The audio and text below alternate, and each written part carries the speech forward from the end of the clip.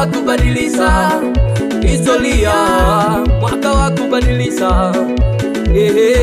Kila mtu alikuita jina analopenda. Wengine walikuita jambazi, wengine wakakuita mwizi, wengine wakakuita kibaka.